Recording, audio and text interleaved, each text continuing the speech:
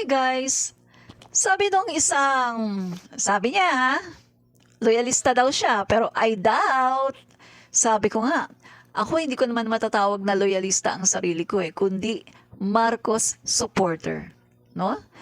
Kasi ang loyalista, 'di ba, hindi ka nabudol. Hindi ka nabudol nung EDSA. Nabudol ako guys So hindi ako matatawag na loyalista. Pero ako talaga ay supporter ng Marcos. Mula nung na-realize ko na mali pala yung nagawa namin nung panahon ng EDSA Revolution Kuno, no? Mula nung na-realize ko yun guys, no, hindi na ako bumitaw sa pagsuporta sa Marcos.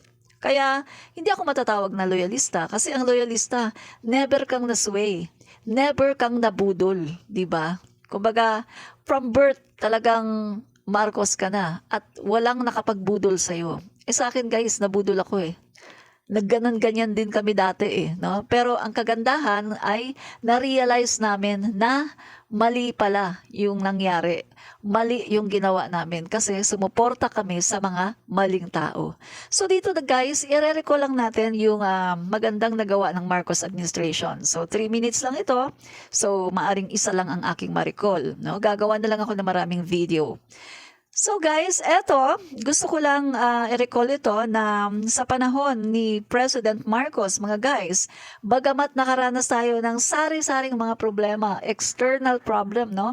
Yung gera sa Ukraine sa Russia, yung pandaigdigang problema sa oil, sa inflation. Pero mga guys, eto, alam nyo ba, sa Q1 of 2023, we are on track towards achieving our goal 6% to 7% GDP growth for 2023. Amidst domestic challenges and global headwinds, the sustained recovery of consumption and investment supported a robust 6.4 growth in the first quarter. So tayo mga guys ang talagang performer, no? Dito sa Q1 2023 GDP growth rate of select Southeast Asian countries, tayo ang nangunguna 6.4%. Malaysia 5.6%, Indonesia 5%, Vietnam 3.3%, Thailand 2.4%, Singapore 0.4%. So, kita nyo guys, napakaganda ng nangyari na yan, di ba? So, meron ba niyan yung ibang presidente?